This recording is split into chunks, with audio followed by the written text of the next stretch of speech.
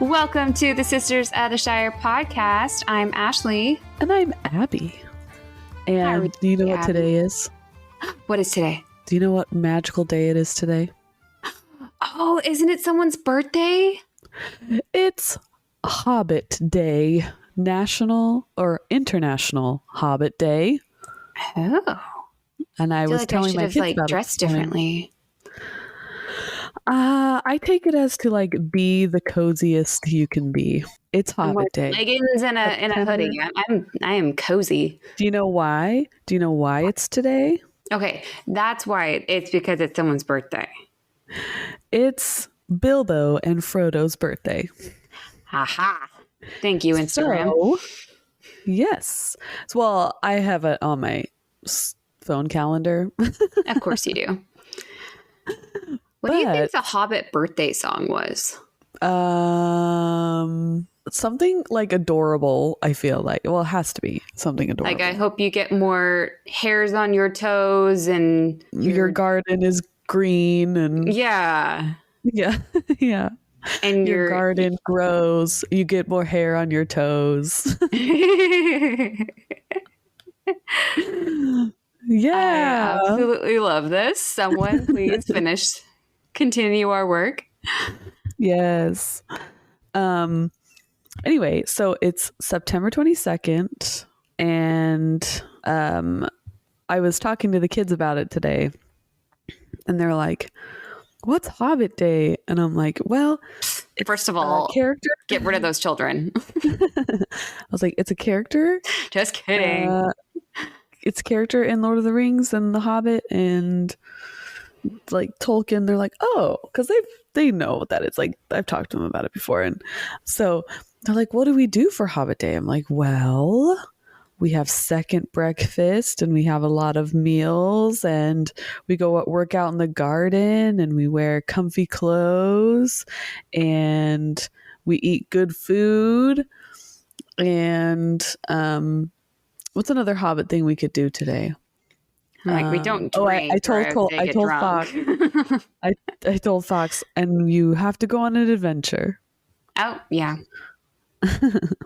He thought that it was a big enough holiday that they were going to do something at school, but I was like, no. Oh. I know. Well, if Christopher Columbus had his day, yeah. Just kidding. But I know they changed it and all that. Yeah, to heck with that guy. But heck with that guy. Yeah, it was cute. He's like, well, what are we going to do at school? What are the teachers going to do? I'm like, oh, no, but we can celebrate at home. Dr. Seuss has his own month or day that happened at Lizzie's preschool last year. Yeah. Yeah. All right, let's start a movement, people. Yeah. Tolkien month. Happy Hobbit Day, everyone. I hope you're celebrating accordingly. Maybe you've already celebrated it because you're on the other side of the world and your day is done celebrating Hobbit Day. But if technically they already celebrated it because celebrate, please send us pictures and we can do a stories on our Instagram of yes. If you did a Hobbit Day celebration. How do you celebrate Hobbit Day? Yeah. So you can send us in late and we'll do it all week. We can put it up on our stories if you send us pictures of how you celebrated Hobbit Day. Yes. So even though thinking back on your description, I'm like, I do that every day. Yeah, me too. We are hobbits. I have actually been watching the Hobbits lit movies, the trilogy, because I have a mountain of laundry that I've been neglecting. So, but then I'm still neglecting it because I just sit and watch and I don't actually fold my laundry. But the intention is there. Yes. Oh man, the aesthetic of the Shire and hobbits and how they dress and their gardens and how green. Oh, dream! What a dream! Mm-hmm. It's what I want so badly. Mm-hmm. But maybe when I'm me and my husband are retired, we could be little old hobbits together. There you go. I'm not sure. I mean, I'm sure thousands of people have already made this connection, but so my husband isn't a huge Lord of the Rings fan. He kind of just tolerates it and just will like kind of half pay attention. I know. I don't know how I married the man, but anyways, opposites attract. I was showing him the new Lord of the Rings or the Rings of Power show, and I don't know why I'm just now realizing this. So the hobbits, spoilers, the hobbits, the Hardfoots in the show are kind of like hobbits. I was trying to explain. I'm like, they're the OG hobbits, but they're kind of like hobbits mixed with gypsies. And the wagons that they use, gypsies do kind of have this like round door, like entrance to their wagons. And I don't know why it took me so long. That kind of gypsy of that kind of. Anyway, yes. Yeah. What kind of gypsy were you thinking I was saying? There's just different families of different. Oh, yeah. Romani, gypsy. Yeah. I mainly am thinking of a Call the Midwife episode where they had gypsy. Where they lived in a gypsy wagon. I think more of Stardust, but that's just me. Like the witches of Stardust. Yeah, that's true too. Anyway, but I love how they like. That's where the Hobbit door comes from. The circle of the wagon thing, and they even look similar. Yeah, I don't know why. I just was putting that together. Traveling outfits. Yes, the like camouflage. It's cute. Anyway, we're not here to talk about the show. Sorry. I another time made that like I don't know why moment, but I thought I'd just share in case anyone else was slow on the uptake like I was. Thank you for your service. You're welcome. So last week we learned about what happened in Middle Earth while everyone else was having their drama in Valinor. We learned about King Elu Thingol and Queen Melian and how they ruled over an area called Beleriand. And they made their own pretty house. Yes. Do you remember the name of the house? It started with an M, right? Yes. Are you just hungry or are you trying for it? I'm trying to think of it. Mega Cool House. Yes. Knew it. Menegroth. I was close with the Mega Cool House. Yes. And the dwarves and the elves kind of teamed up together to make it this new kingdom called Menegroth, or the Thousand Caves, because it was kind of like in an underground cave area. Their elf group are called the Sindar, or the Grey Elves. They had a daughter named Luthien, who we'll find out more later, but man, just buckle up for that ride later. Okay. The dwarves did make their reappearance, and we learned that they do kind of continue to follow the narrative, what we already knew about them, just that they're very secretive and proud. And just kind of like strong, very crafty, and they didn't really like they didn't mind working with the elves, but they weren't like straight up trading their like culture. Like they were happy to learn the elves culture, but they weren't like, here, learn our language, here, know all our secrets. Yes. And then we heard back from our friends Círdan of the Falas, the group of Teleri elves that lived by the sea in Middle Earth, and Lenwë and the Nandor, the group of Teleri elves that lived in the forest. We also were introduced for a short time to Lenwë's son Denethor, R.I.P. man. And we sadly, Melkor is back in Middle Earth. And causing some mischief, attacking the Sindar and the other elves in the area. That scoundrel. Scallywag. I know. He's the tramp. You. Messing things up again. And because of all the mischief and all the fighting, Thingol pulls everyone back to Menegroth that he can. And Melian, using her Mire powers, makes a magical wall boundary around their land to protect it, keep evil people out. And it has the unfortunate name of the Girdle of Melian.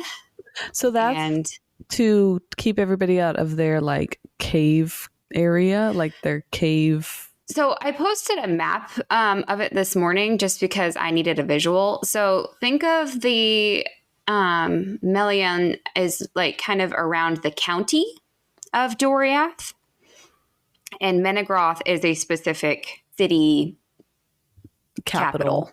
Yeah. So there's still some land that the Nandor can kind of have their own forest and still and things like that. So it's not just around Menegroth. Okay. And that land is called Doriath. Mm-hmm. Okay. And then we ended with Fëanor and party landing on Middle Earth, and the two timelines that we were at collide. All right. All right. You got all that? Yes. Okay. And unfortunately, because of the Silmarillion's editing skills and the kind of stop and go way that it was written, we're kind of going back and forth between timelines and groups of people and okay, locations. How about this? If we have to go back in time, we're going to do the Wayne's World sound. Okay. So now I know that we're going to go back in time. Okay. Will you help me with that? Okay. If we have to do that. Okay. Yes. But we're also going back to Valinor. So what's the term for going across the ocean? Or the sound? That's something like Captain Jack Sparrow would say. We have our heading. Yeah, yeah. Yeah. Or okay. Yes. I was just thinking, sorry, my daughter and I we're going to Disneyland soon, and so we've been like really upping our Disney game here, which is not really watching hard movies for that us go with the because, rides. Yes, exactly. We have a whole checklist and everything, but so I'm like, oh, yeah, like calling across the ocean. Yes. Okay, I like that one better. It's more ethereal than right? Captain Jack Sparrow. It was either that or some kind of a Moana thing, but I'm like in the ethereal. The singing. Yes. Okay. So but we you have gotta do it. You gotta do it. And then we also have diddle-oo, diddle-oo, diddle-oo, diddle-oo, diddle-oo. Okay, so we're going back to Valinor where we last left the Valar. Tolkien sets the scene. All the Valar are sitting on their thrones in the Ring of Doom, and they're just kind of quietly sitting there. You know, it may appear like they aren't doing anything, as Fëanor was telling everyone, but they were actually communicating to each other and to Iluvatar in their minds. Is it like a Jedi council? Yes, like, that is exactly what I pictured. Oh my gosh. And they were sitting all together and they're like meditating. Mm-hmm. Okay. Yeah. So, they're still mourning, of course, the destruction of the two trees. Very, very sad event. The mourning will last for eternity. But they are actually also mourning the loss of Fëanor and the Noldor who followed him. In fact, their grief was more for Fëanor than anything. Quote, and they mourned not more for the death of the trees than for the marring of Fëanor, of the works of Melkor, one of the most evil. So, I mean, I'm glad that they show that they have a empathetic, like, side of them, that they're not like, we don't care about these lesser beings, the elves. They were like, oh, like, I like that guy. Yeah. they had such high hopes for Fëanor, and his transition to the dark side, for lack of a better term, broke their hearts. He's They just Anakin. He is Anakin, and there was a person on Instagram that was like, Fëanor didn't do anything wrong. Okay, I know that is a hot debate. Yes. And I replied back, like, we're on the podcast, we really try to see both sides, and I feel like we did, for the most part. But there are certain things that I cannot give him Just any more leeway on. yeah, the blind can't give the blind eye to, you know. Yeah. I'm like, well, maybe the Valar didn't really need the trees. Okay, well, maybe, he really did think that Fingolfin was after the throne. Maybe, okay, I got nothing for why he killed everyone. He stabbed that guy. Maybe I don't know why he burned all the ships. Like, I murdered can't. people. Yeah. So, I mean, I would love to hear. I'm not like fully against Fëanor, and I don't think you are either. No. He had a lot of good points as far as the Valar. They did keep secrets from people, and, he did want to get back his jewels. That was kind of like his treasure, his honor. I get it. But if you have a valid argument of why he had to kill the Teleri and why he had to burn the ships, I would love to hear it. Yeah. Change our minds. Our minds. And be nice. I have some posts in the future that I'm like, okay, let's debate this, but be nice, children. Like, yes. Let's have an intellectual, it's a friendly podcast. We're having fun. That we don't have money riding on if you're right or wrong. So, just for the record, we both loved Fëanor in the beginning. We both, really wanted to hear and understand his side, but then in the end, he just kind of lost us. It's like, I'm not mad. I'm just disappointed. Or and I love you, but I don't have to like you right now. Yes. So the Valar, I think, felt very much the same. They had very high hopes for Fëanor.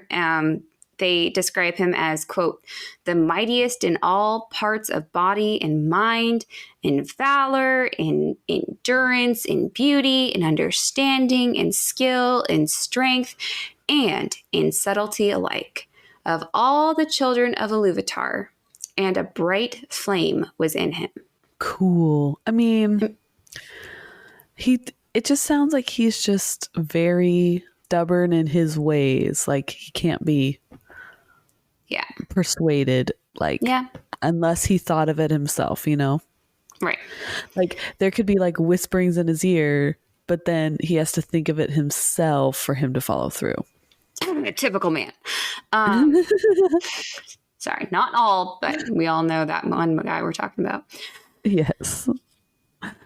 So they honestly wonder all the things that he could have accomplished if Melkor hadn't come around and kind of corrupted him. I know. What cool things could he have built? He maybe could have brought light to like other places that didn't have the trees around, Yeah. Maybe there was another way to make light other than Silmarils and other than the trees. We will never know. Except we will. To be continued. Okay. So remember that the Valar sent a messenger to the Noldor before they left, basically telling them not to go, and I kind of use the Bartok reference, it will only end in tears. Yeah.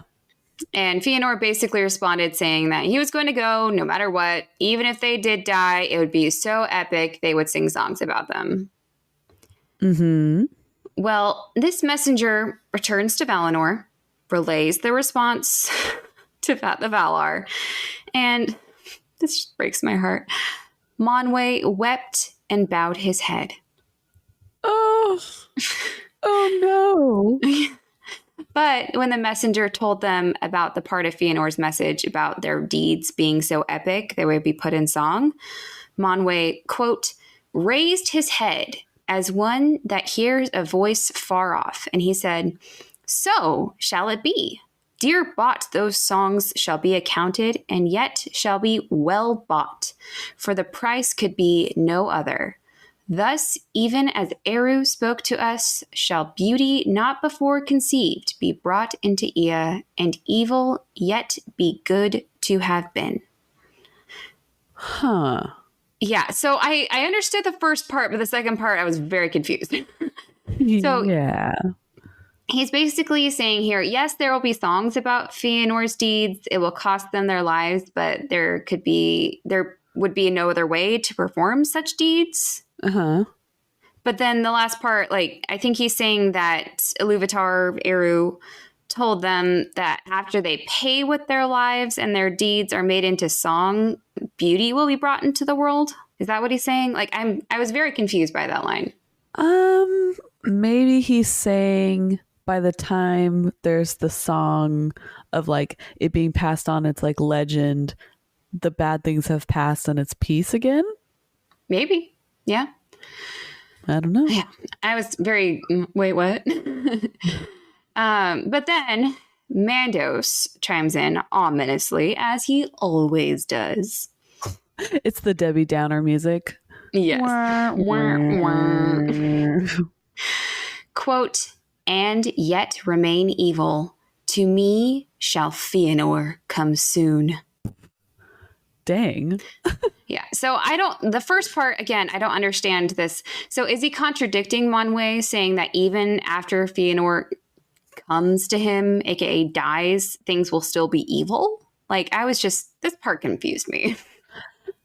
Imagine he's like, yes, we miss Fëanor, we love him. Songs will be written about him, it'd be beautiful. And then they're all like, yes. And then Mandos is like, and then he'll die. And then they're like, come on, man. They're like all like, look at him. They're like, hands on hips guy. Yeah. Really? So after that confusing conversation, somehow the Valar learned that the Noldor, at least some of them, made it to Middle Earth. Uh-huh. And here is where they decide to actually start like getting their butts in gear, start working to put things back together after Melkor's destruction. The first thing that they do is Monwë puts Yavanna, remember she's like the Mother Earth, she's the one that created the trees, and Nienna, the empath whose tears somehow helped grow the trees. So he puts them to work to try their best to heal the two trees. Okay. Yavanna sings her heart out. Nienna cries her heart out. Quote, "Yet even as hope failed and her song faltered, Telperion bore at last upon a leafless bough one great flower of silver, and Laurelin a single fruit of gold." What are those for? So with songs and tears, they were able to get one last silver flower and one last golden fruit from the trees. And after this, they are officially dead. No more, there's no hope at all. It is labeled as dead. But, and I can't decide if this is like morbid or not, they actually leave the dead limbs there, and they're still in Valinor and stand as a memorial of vanished joy. I mean, I just feel like you could have done something there instead of just like, and that must really harsh the vibe in Valinor. Yeah, it's like super beautiful, and then they just have these like giant dead trees in the middle of it. It's like, you need a new landscaper? Like, I feel like they could have made, like, in my brain, I see something like glass versions of the trees or something, like an artificial version, or just like to like marble or like gold, to like memorialize silver, it, like literally gold and silver ones. Yeah, I feel like they could have done something really cool there. They could have taken the wood and like built a wardrobe or something. I don't know if she would allow them to chop them down and make them into other things. I feel like she'd be really sad. LA will do that. Yeah. They will have need of wood. Yes. So Yavanna gives the silver flower and golden fruit to Monwe, who hallows them. And I'm going to take back a thing I said a long time ago. I thought hallow meant like a thinking of like a pumpkin. When you like carve out a pumpkin, you like hallow it out. You like are making it hollow. I thought it meant like holy, like. Okay, yeah. So that's actually what they mean by that. Okay. But I think in the past, I was like, hallows them out. Like, what is it? Making them empty? Like, so I'm learning here, people, the different definitions of things. Hard. Words are hard. I mean, he freaking uses girdle as a. Okay, never mind. Anyways. And doom. I mean, we're all learning. He's a man of a different time. Okay. Yes. So Monwe hallows them and then gives them to Aule, the smith, who creates a vessel to hold and preserve their light. And later, a song would be written about these events called the Narcillion, the Song of the Sun and Moon. And it's kind of debated, but I like this idea that there's a possibility it was actually written by the same Vanyar elf, Elamire. He's getting around, man. He is coming out with his debut CD. He's got the greatest hits. Of the greatest hits of all the elves. Oh, no. What's that? Not Jock Jams, but the other one. Now? No. Yes. Now? That's what we call music. Yes. Thank you. Of I don't know what year this was, but of the Year of the Trees or Year of the Sun. Who wrote, so he was the same guy who wrote the Lament for the Two Trees that we kind of talked about briefly before. So we'll never know for sure, but I would love to hear someone else's version of what they think the song sounds like. What is it called? The Song of the Sun and Moon. The Song of... I'm sure someone has done it, but I was trying to stay on topic. And Moon. Or even like writing it with a melody. Imagine for some reason it has to be a harp. I don't know why. So anyways, the golden fruit vessel and the silver flower vessel were then given to Varda, Lady of the Stars. Quote, that they might become lamps of heaven, outshining the ancient stars, being nearer to Arda. And she gave them power to traverse the lower regions of Islemen and set them to voyage upon appointed courses above the girdle of the earth from the west unto the east and to return. Again, he uses girdle and it upsets me. So in case you were wondering, because I wondered, I'm like, Islemen, that sounds kind of familiar. Like I thought I knew what it was. No, it just, all of his words sound similar. The Islemen is actually defined as, quote, the upper airs of Arda. So like in Elvish cosmology, the region of pure higher air above the clouds where the moon and the sun steer their courses, and above them, the ancient stars look down. So it's basically like a layer of the atmosphere surrounding Arda Earth. Okay. But for some reason, he had to give it his own name. Of course. Of course. So anyways, they made the sun and the moon for a few reasons. First, because they obviously needed some light and thought the poor people of Middle Earth might like some as well. Both the Avari, the sad Avari, the ones who were kidnapped and are being tortured by... And made into orcs and stuff. Noldor, yeah. And the Noldor in their quote-unquote exile. Second, because light would hopefully hinder any evil Melkor was up to. Okay. And third, because they knew that the men were coming soon. And because the last time a new race of beings awoke in Middle Earth, the Quendi, the elves, they had a big war with Melkor. And they were worried that a war defending men might be even worse, especially since men were mortal, weaker than the elves.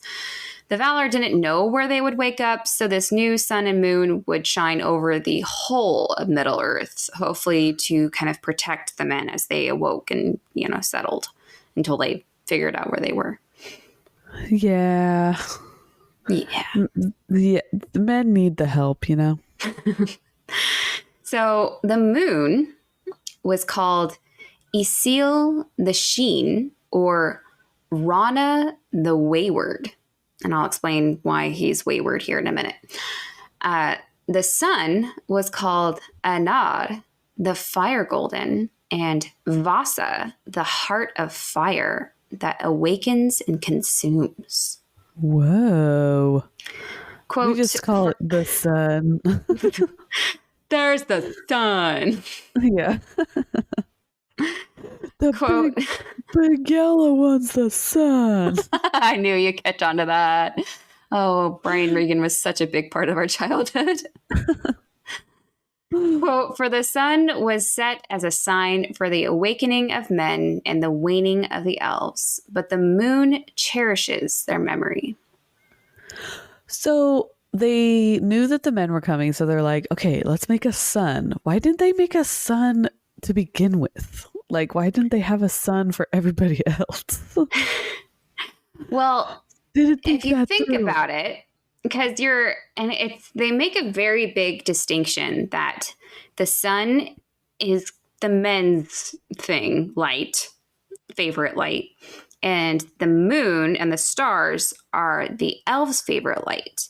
And if you think about it, when the elves awoke, it was because Varda had put stars in the sky using Telperion, the silver tree. Okay.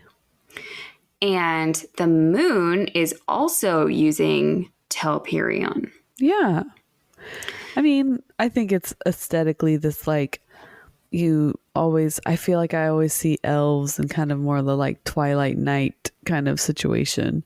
Right. And then men are the farmers and the workers and the people who are all out in the daytime, you know what I mean? Yeah. That's in my mind, it makes sense. And if you think about it, the sun obviously is stronger, brighter light than the moon. And that's because men need more help. And I feel like the elves, need, they have a very specific balance of light that they prefer. Remember in Valinor, they wanted they weren't always all around the two trees. Sometimes that was too bright for them and they wanted to go through the gap in the mountains, the Calistheria, and be on the mountainside where the light of the two trees was blocked so they could just see the stars. So they just were very particular about their amount of light that they liked. Amazing. So here they describe a need for someone to, quote, guide the vessel of the sun and someone to, quote, steer the island of the moon. An odd distinction. I've never thought of the moon as an island. And it's also weird that the sun needs to be guided, but the moon needs to be steered. Yeah. I don't know. I thought I would mention that just because I thought it was odd. I have no thoughts about it other than, okay. Okay. Okay. For the moon vessel, there was a Maiar, and his name was Tilion, and he begged for the job. He was a Maiar who was among Arome's hunting party, but he loved silver. He even had a silver bow. And anytime he wasn't hunting, he would lay by the silver tree Telperion and, quote, lay and dream. So he's an elf? Is that what you said? He's a Maiar. Or a Maiar. Sorry. It's okay. So he's like Gandalf and... Balrogs. yeah. For the sun vessel, there was a Maiar named Arian, and she was chosen for the job. So interesting. Chosen, selected, and begged for the job. Okay. She had actually taken care of the laurelin tree before it was destroyed. She would like water it and tend to it. So she kind of already had experience. She had the qualifications necessary. Uh-huh. And she is described, man, I love the way that Tolkien just describes women sometimes more than men, and it makes me so happy. Yeah. Quote, it definitely helps with like, oh, finally some good women descriptions in fantasy books yeah, that aren't just like, she had big boobs. yeah. Anyway, sorry. Quote, mightier than he, referring to Tilion, and she was chosen because she had not feared the heats of Laurelin and was unhurt by them, being from the beginning a spirit of fire, whom Melkor had not deceived nor drawn to his service. Too bright were the eyes of Arian for even the Eldar to look on, and leaving Valinor, she forsook the form and raiment which, like the Valar, she had worn there. And she was as a naked flame, terrible in the fullness of her splendor. Oh, cool. She's like a fire spirit. Yeah. And again, I find the differences between the Maiar of the Sun and the Maiar of the Moon interesting. Maiar of the Sun actually sounds pretty bad A. Chosen for the job, seems pretty qualified. Maiar of the Moon, for some reason, he's giving me Narcissus vibes. I don't know why, but just... Yep, that's what I felt too. Really? Okay. It's so random, but... Yes. But instead of his own reflection, he loves silver. I don't know why that Narcissus somehow equals that, but it's the obsession, I feel. Yeah. So Isil the moon was finally ready for the sky and took its first course. And the reactions on the ground were actually kind of funny. Quote, the servants of Morgoth were filled with amazement, but the elves of the outer lands looked up in delight. And even as the moon rose above the darkness in the west, Fingolfin let blow his silver trumpets and began his march into Middle-earth, and the shadows of his host went long and black before them. So this is the one that are crossing the... Hellcrux, yeah. Yeah, the Hellcrux things. Yeah. So it doesn't specify, but I like to picture this scene. So Fingolfin, they're trekking across the Hellcrux. They're cold and miserable. It seems like this island wasteland of ice will never end. They just want to give up. And then this moon drifts across the sky, and they are just filled with new hope. He blows his silver trumpets or whatever, silver trumpets, and it just gives them the motivation to finally make it the last leg into Middle-earth. What a cool scene that would have been. Yeah. It reminds me of, I know this is so random, but have you ever seen Joe versus the Volcano? No. It's an old Tom Hanks movie.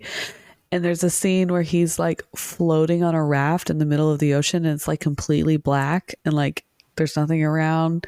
And then this huge, and he's gonna die like out on this raft. Sure. And then there's this huge moon that comes out, and he just looks at it and he starts crying, and he's like, "Thank you, thank you for telling me there's more to life." Oh, yeah. Tom Hanks on a raft? How many movies is he on a raft? He's like, not again. Yeah.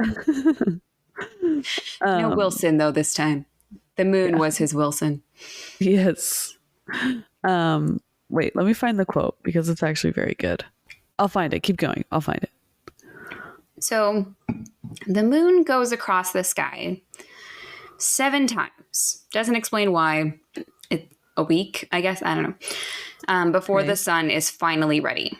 And then, quote, Anar, the sun, arose in glory, and the first dawn of the sun was like a great fire upon the towers of the Pelori. Remember, the Pelori are like the mountains that formed a wall on Aemon. Mm-hmm. The clouds of Middle Earth were kindled, and there was heard the sound of many waterfalls.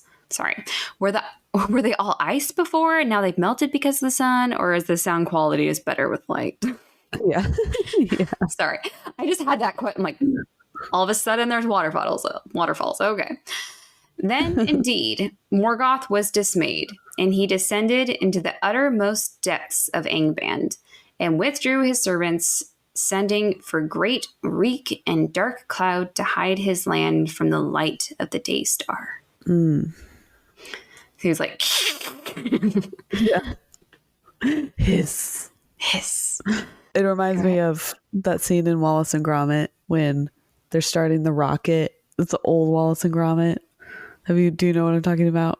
I don't know what you're talking about, but you can. He builds a rocket other listeners in his might. garage, and he starts it up, and it's like really bright light. And then all these little rats in his garage are watching him build it, and then they all put on different sunglasses, like just like put them on all at the same time. Okay, but I found that quote. Okay, I found that quote. So he's on the raft, and it's like a really beautiful scene. It's like this huge moon in front of him, and he thinks he's gonna die, and he's had a horrible life before that, and he's like he's depressed and all that stuff. And then he sounds like a great movie. Yeah, he sees this huge moon, and he says, "Dear God, whose name I don't know, thank you for my life. I forgot how big it is. Thank you. Aww. Thank you for my life." And that's what that reminded me of when they saw the big moon, and then they're like, "Okay, we can do this." Also, Tom Hanks is never allowed to die. Ever. Yes.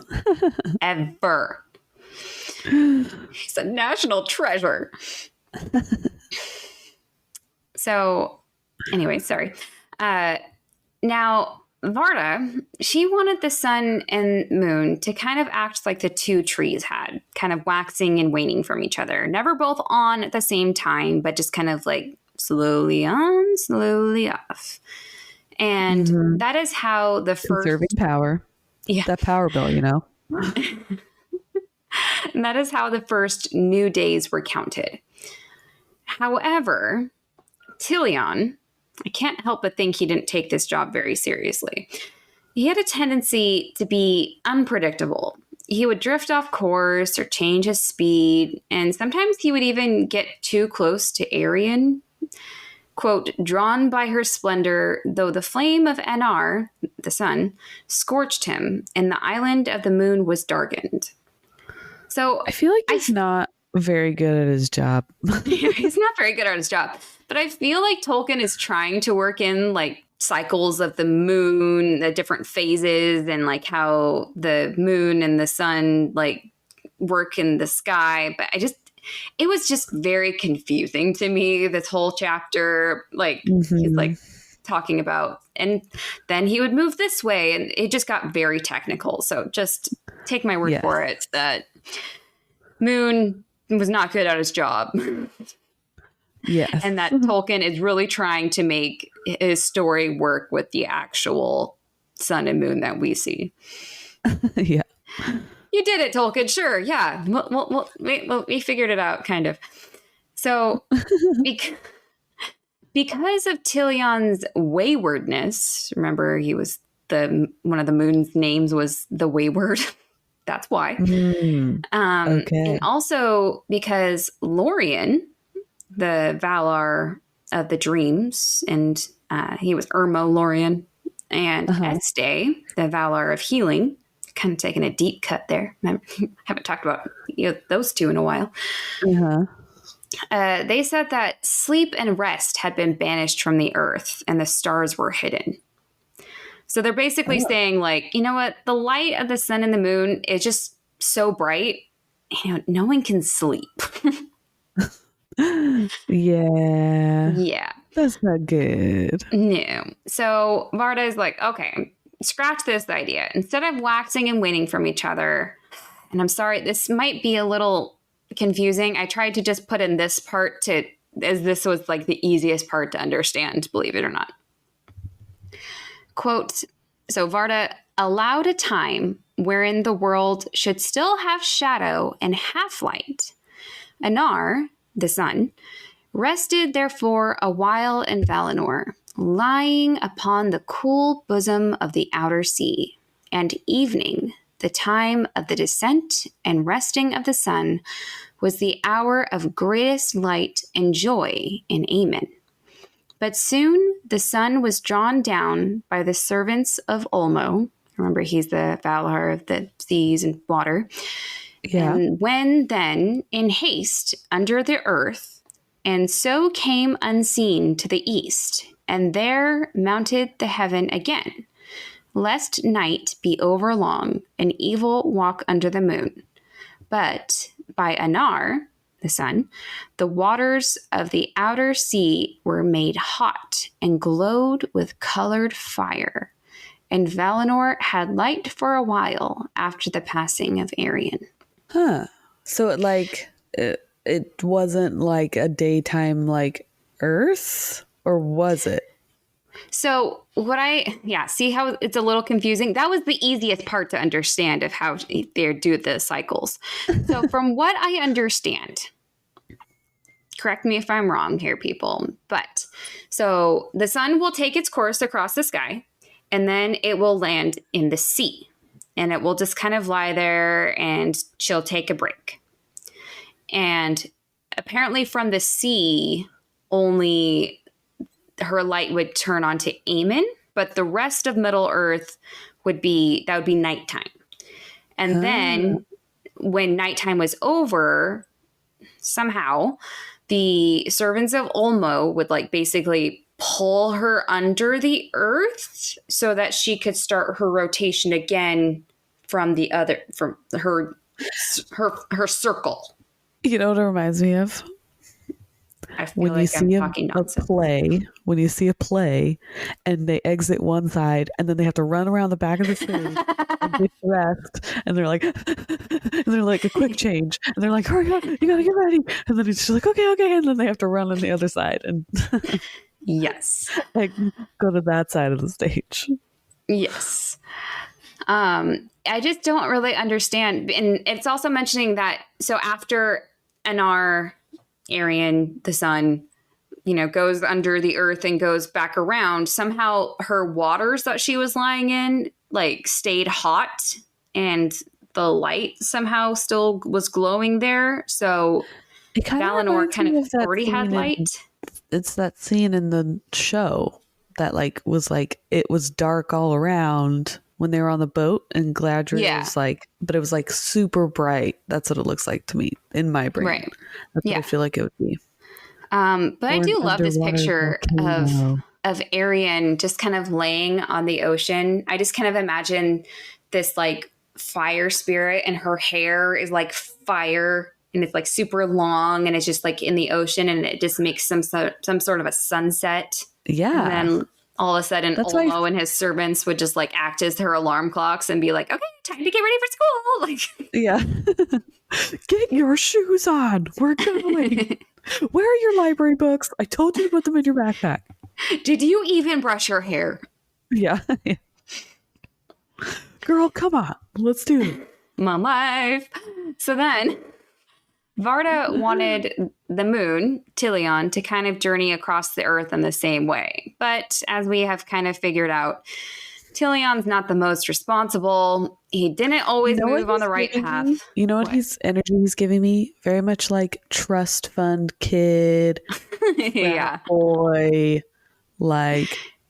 I can take over the business, but then he is terrible at it. Yes. I can see him wearing popped collar polo, very mm-hmm. But silver. Yeah. He's got to be all silver somehow. Yeah. So he still didn't move on the right path. He just still didn't, rise at the right time, and he would still get too close to Arion. Quote, so that often both may be seen above the earth together, or Give at that girl times, some space, guy. creeper, Yeah. or at times it will chance that he comes so nigh or near that his shadow cuts off her brightness and there is a darkness amid the day. So again, Tolkien's trying so hard to make like actual sun and moon phenomenon like actually work for his story, but it's still like, okay. Yeah. I guess that's a good explanation of why you can see the moon during the day, or, you know, an eclipse, or He's just creeping on the sun. okay. Quit creeping on the sun, moon. Oh gosh, yeah. What if an eclipse is actually him? Like, okay, never mind. Yeah, because then he gets there, right? Oh, no! Oh, no! Never think of an eclipse the same. Okay, so I can't get that image out of my brain. So while the elves in the Valar loved these new lights, Morgoth, of course, hated them.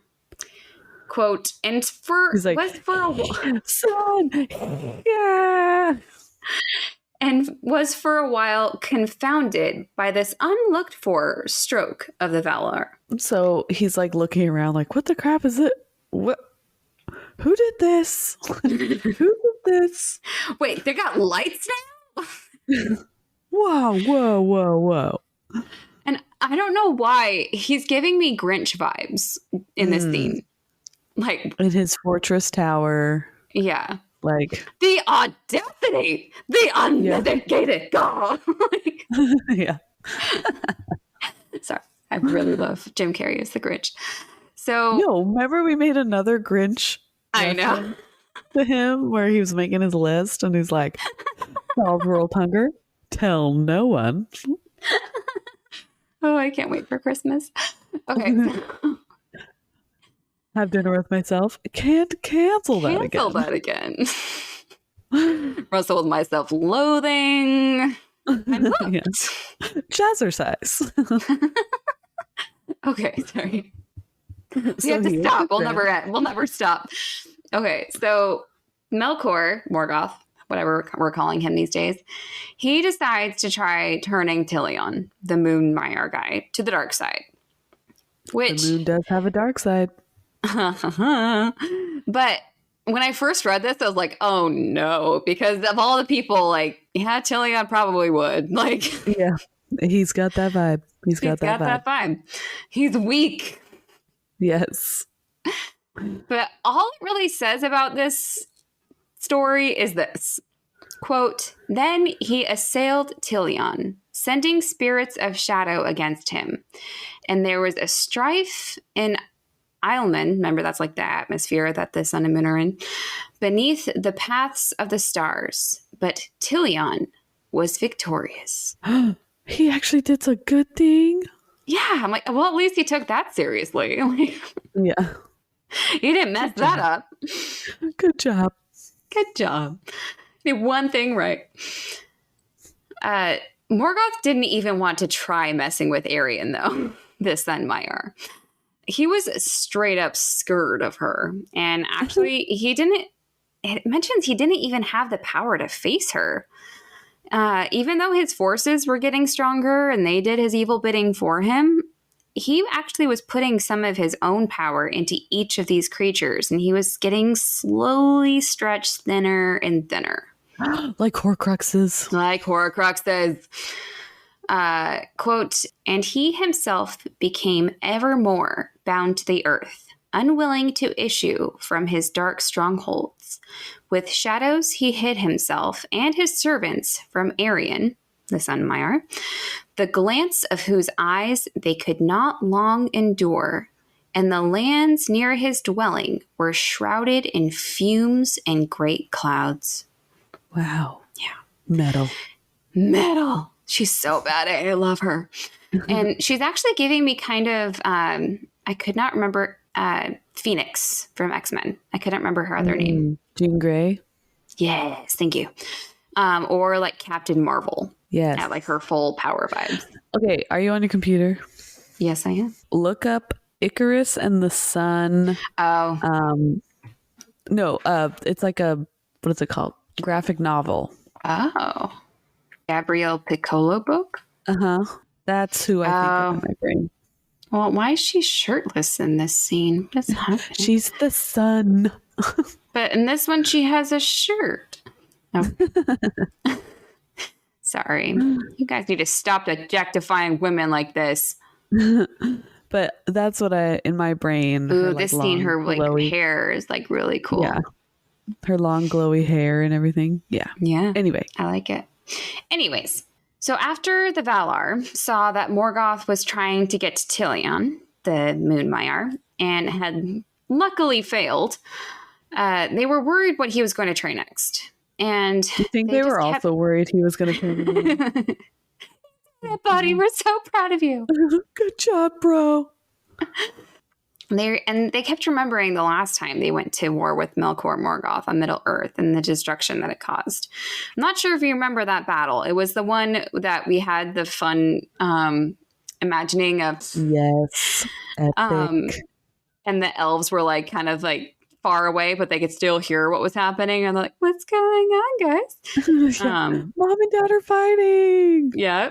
And they just completely like, it wasn't epic in that the battle was epic, but it was epic in the fact that it like destroyed the earth itself. Mm-hmm. Mm-hmm. And they were like, we don't want that to happen to our precious little home of Valinor. Our Valinor is just, it's so pretty. We don't want it ruined.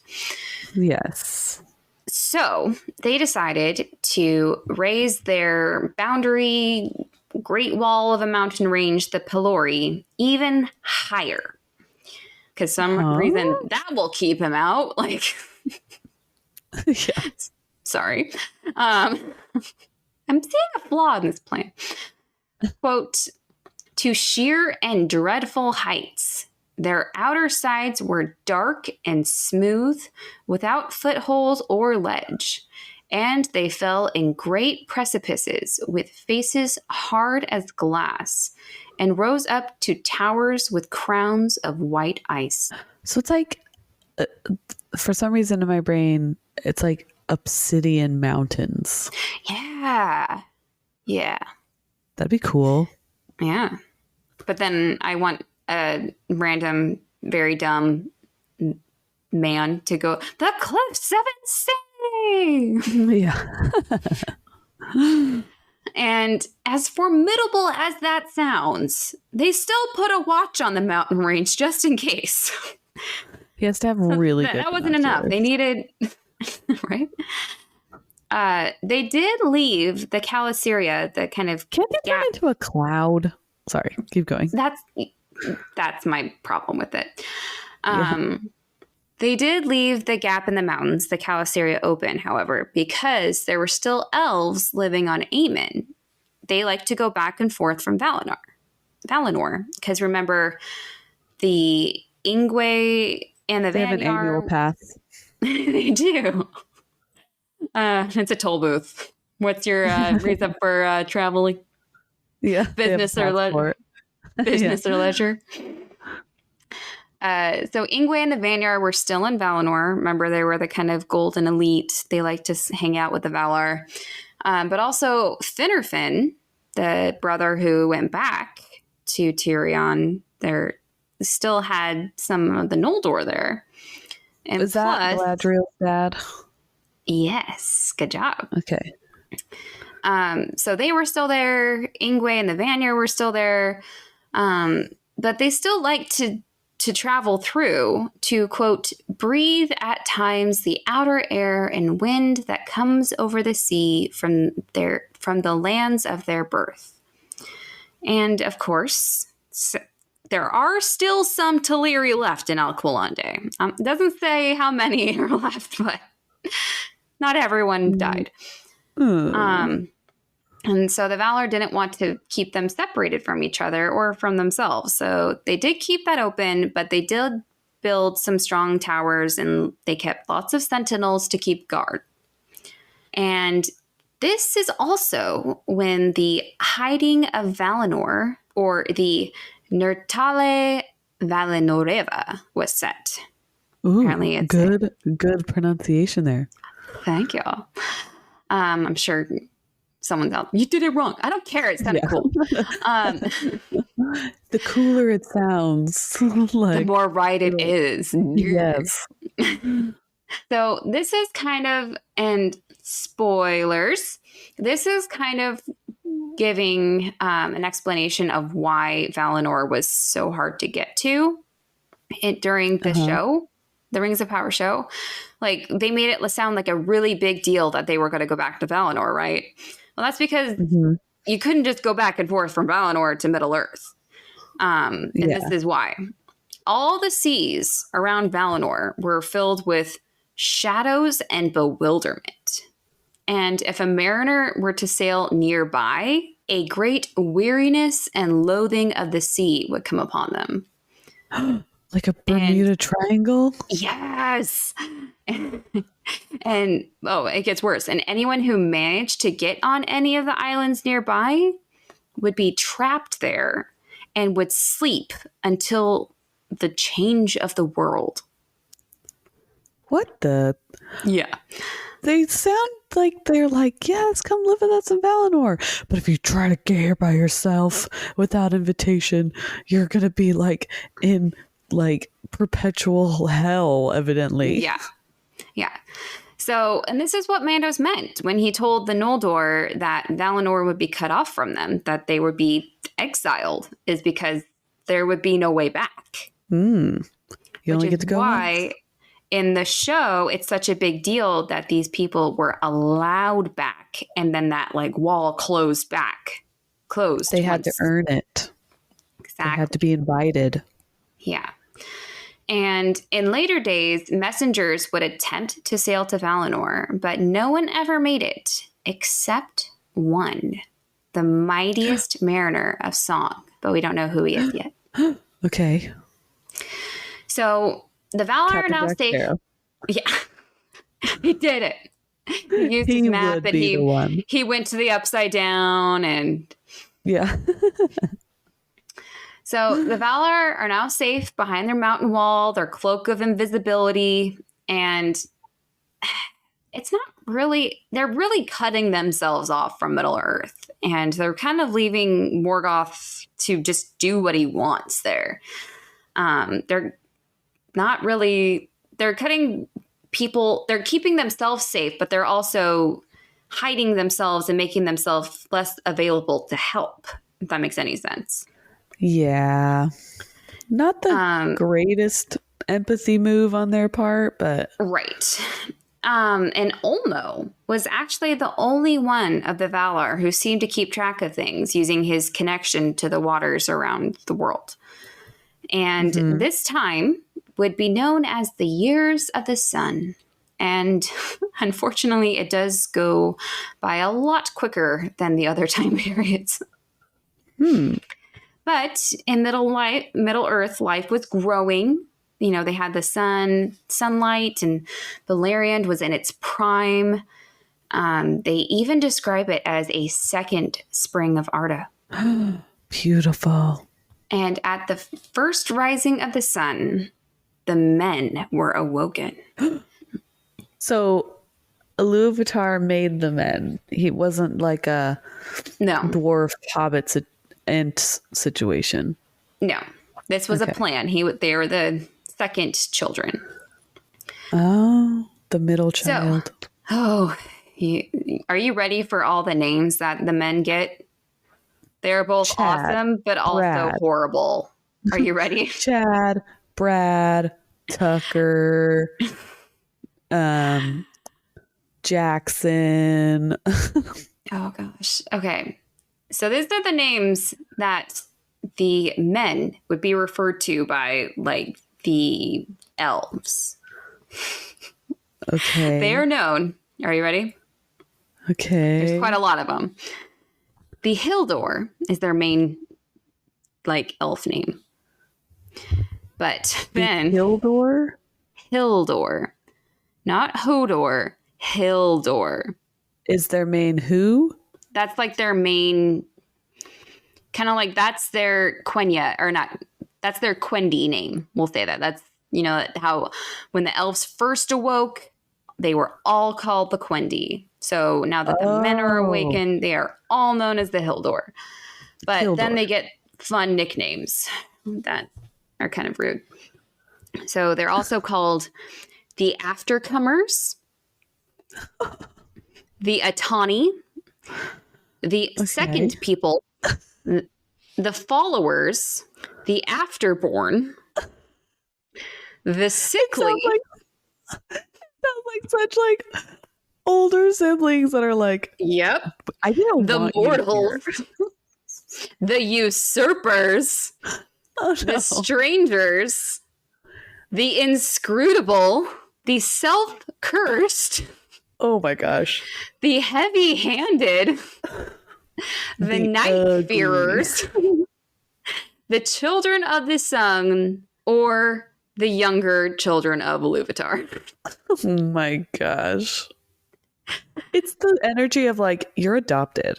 Yes, very much so. Like they're clearly not adopted, but they're like, you don't belong here. You Yeah. don't even go to the If you school. ever had an older sibling tell you that you were adopted, yeah. And you really weren't adopted. I mean, like, Yeah. I know there's amazing adoption stories Yeah. and Yeah. families. I Yeah. love it. Beautiful. But when you were like not adopted and then like they're just trying to be mean and bullies and they're like, you're adopted. You're not even really part of this family. Mom found you on a doorstep one day. No, a dumpster or A dumpster, sorry. Yeah. yeah, that's geez, like It's pretty way to harsh. set up a good relationship. Come on. Yeah. So remember the word Hildor. Quote, in the land of Hildorian, in the eastward regions of Middle Earth, the first sun arose in the west, and the opening eyes of men were turned towards it, and their feet as they wandered over the earth, for the most part, strayed that way. So I know you'll probably get into it later. They talk about there's two different I know there's a lot, but like in my brain it's separated into two regions of like the men of the south and then the men of the west. No. Technically, they were born in the east. Yes, but like whenever they talk about like the bad men, it's always like east and south, right? Like, Right. okay. I'm not going to go any further because you're probably, I don't want to spoil anything or get into farther story, but I'm right in saying that like they kind of separate into two regions of like not so great and like men that are actually do good. Sure. Right. Okay. They wake up where exactly? So In it the says, realms of Middle Earth and everything. so I'll find a map because, yeah, it's not super clear here. It says in the land of Hildorian in the eastward regions of Middle Earth. So they're on Middle Earth. They're not like near Valinor or No. yeah. So are any elves around there to know that like, oh, there's also elves here, or do they think they're the only ones? Basically, Middle Earth, think of as a circle, just for simplicity. And in the Okay. middle, we'll say, Wait, let me imagine a circle. Okay, I got it. and I got a circle. in somewhat the middle, we'll just call it the middle, is two mountain ranges Okay. going north to south. So vertical mountain ranges. Bam, bam. The mountain ranges are kind of where the dwarves have been because they like their Okay. mountains. The left side, the west side, is Beleriand, the area that we were talking about last week, where the Okay. elves have mainly been. All right. And on the right side of the mountain range is Hildorian, where the men awoke. So they're I don't know separated how- by mountains. Correct. All right. Yeah. Hopefully, I mean, that was very simplistic, but yeah, we'll just call it that. And I mentioned one of the names of the men as the Atani, just to clarify, because it's going to talk about this again in a second. The Atani is the Quenya word for fathers of men. The first men, basically. Yes, basically, yeah.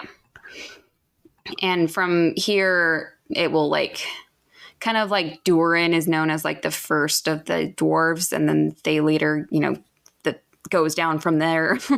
That's kind of what, yeah. So unfortunately, the Valar never visited them, the men. They didn't get an invitation to Valinor. They didn't get a tour guide of Middle Earth. In fact, the men end up fearing the Valar, understandably so, and not really understanding their purpose when they did hear about them. No wonder they turned out like that. That right? is totally their fault. Oh my gosh. Mm-hmm. Okay, coming from the dark side that Ashley is in this relationship, in a lot of serial killers. Psychology. Okay. The worst thing you can do to a child, worse than abuse, is neglect. Just so you know. Yeah. Yeah, and they're like, why did these guys make all these bad choices? And they're like, you never came to their baseball games, okay? You were never there for back to school night. You were never there to help. They just needed a hug and some story time. You were never there for family dinners. You weren't there for bath time, getting pajamas. Like, where were you? And you blame them for their actions. Mm-hmm. This is where I love Olmo and his like gruff exterior, but like heart of gold that we have like painted him as, because he is the Ron Swanson. He seems to be the only one with any interest in them. But he's very subtle. Ron Swanson isn't about the glitz and the glamour. He just tries to send them little messages through bodies of water. But of course they don't really understand it. I would say through bodies. He just leaves bodies. Did I get you on the serial killer mindset? Sorry. Yeah. Bodies spell out hello? Oh gosh. There's a winky face though. There's a smiley face at the end, so it's a good message. Okay. Yeah. Whew. Okay, we're good. And especially before they met the elves to help them kind of interpret these messages, they had no idea what these feelings messages were. All they knew is that they liked the water, their hearts were stirred by it, but they had no idea what that meant. Pretty water. I feel it makes me feel happy. Well, I mean, they're mortal, so they're like, it's life-giving, right? Yeah. And you were wondering who they met first. They actually meet some dark elves first. And the dark elves are like just another family. They're not necessarily like evil elves. They're just... Good job. I was going to say, remember, they're only called dark elves because they never saw the light from the two trees of Valinor. That's really the only reason they're called dark elves. They're goth elves. They're goth elves. No, and the only other reason that I kind of do like to think of them as dark elves is because I feel like they're forest elves. They just kind of like to stay in the forest and in the trees. They're not like... I don't know. Maybe they have super cool night vision. Yeah, that's what I imagine them as. And the only Valar that the Dark Elves had met was probably Arome, and he wasn't around very often. So they're just kind of very cut off from the Valinor off the grid vibe. Yeah. Quote, yet it is told that ere long they met dark elves in many places and were befriended by them. And men became the companions and disciples in their childhood of these ancient folk, wanderers of the elven race who never set out upon the paths of Valinor and know of the Valar only as a rumor and a distant name. So basically they met elves who also did not know much. Yes, precisely. And at this time, Melkor Morgoth was mainly kept in his fortress because of the new lights. So the men were actually able to kind of journey around, take things in, spread out, So their west, plan north, worked. south. The Yeah, sun kept it away. exactly, without much trouble. Quote, and their joy was the joy of the morning before the dew is dry, when every leaf is green. Oh, sweet little babies. But then, No, no, my baby. quote, but the dawn is brief. And Oh, now the time drew on to the great wars of the powers of the north, when Noldor and Sindar and men strove against the hosts of Morgoth and went down in ruin. The cunning lies of Morgoth that he sowed of old and sowed ever anew among his foes, and the curse that came of the slaying at Alqualande and the oath of Fëanor were ever at work. wow. Yeah, That so sounds nothing like an ever, amazing. nothing good ever lasts in the Silmarillion, sadly. No. Well, that's the same with life, right? Yeah. Um, but it continues on to describe the elves and men. So they actually were pretty similar in build to the elves, but of course, the elves are the favorite child. They were far more wiser and far more beautiful. Mm-hmm. And the elves who had been to Valinor, the Noldor, did look down upon the dark elves. And the only elves who were kind of like, okay, I guess you're kind of cool, were the ones under the rule of Melion and Thingol, the Sindar, who were like kind of close. They kind of had the Valinor vibe, but those dark elves are just lame. But men definitely got the short end of the stick compared to the elves.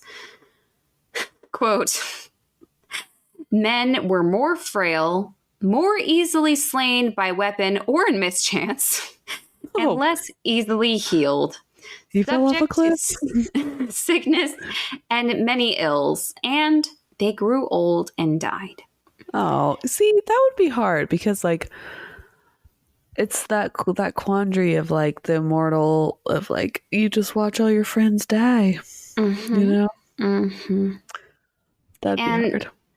The elves didn't even know what happened to their spirits after they died. They just kind of assumed they went to the halls of Mandos, but of course, like in like a separate area. They went to the basement, or they had their own special. They had like in school, like in public schools. I don't know if it's the same all around the world.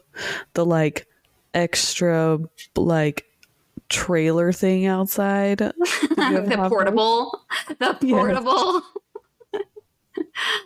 Oh man, yeah, that's what they get.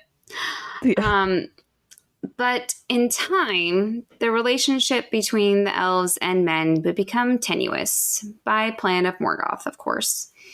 Quote, those of the elven race that still live in Middle Earth waned and faded, and men usurped the sunlight.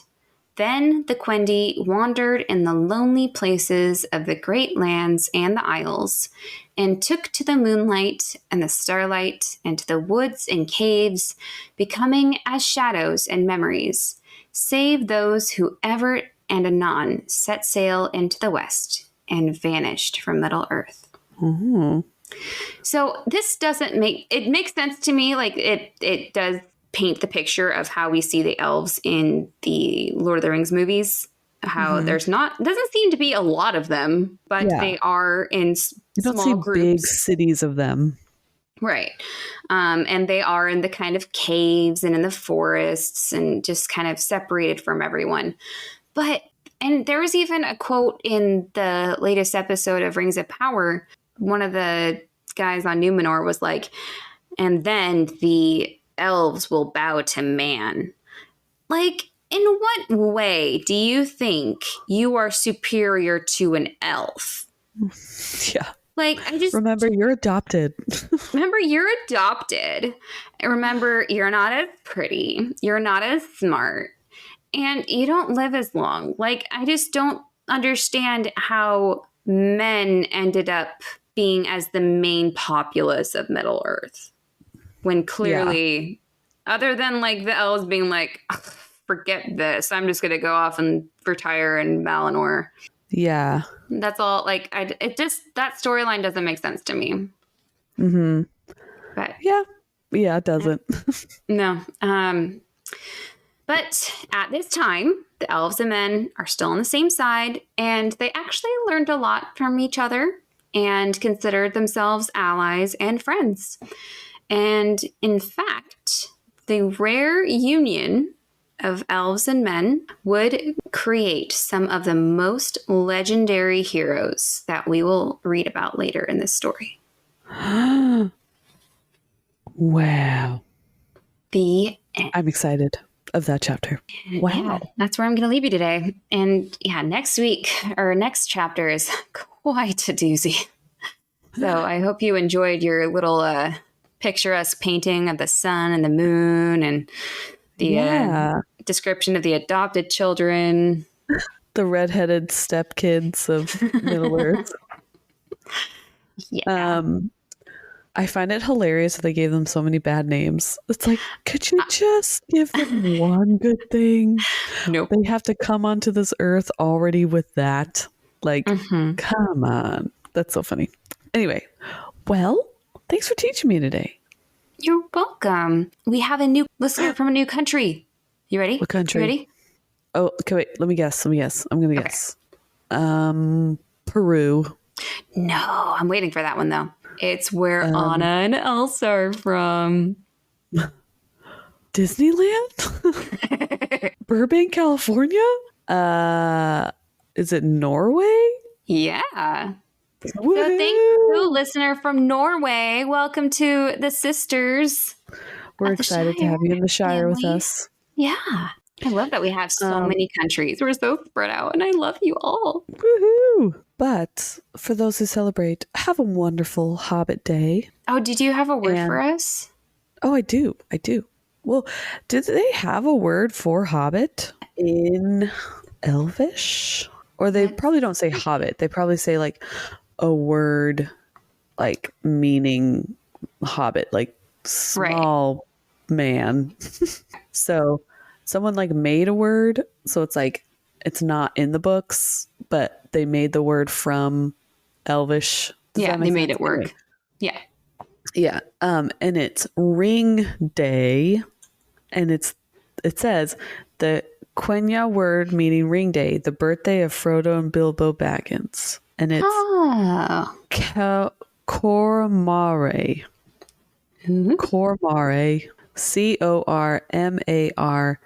with the 2 dots above it. Cormare. So happy Cormare, everyone. What is yours? Okay. So the Elvish term for hobbits originated among the northern Dunedain to describe a strange people, unusually short of stature. Perianath. Perianath? Yes. But I also like this other one that's apparently from Westron. Not sure what the Westron. Banakil. Banakil. Or Kuduk. They don't say halfling because I know they yeah, halfling is in here, but these ones sounded cooler than halfling. We already knew halfling. Come on. What's Westron in here? I love this Encyclopedia of Arda thing. Oh, Westron is a form of Elvish. So. Oh, thank you. Well, you're welcome. Have a wonderful Hobbit day. Like I said, if you guys celebrate and take pictures of what you do for Hobbit Day and send it to message us on Instagram and we'll put you on our stories of your Hobbit Day. And we'll do it all week.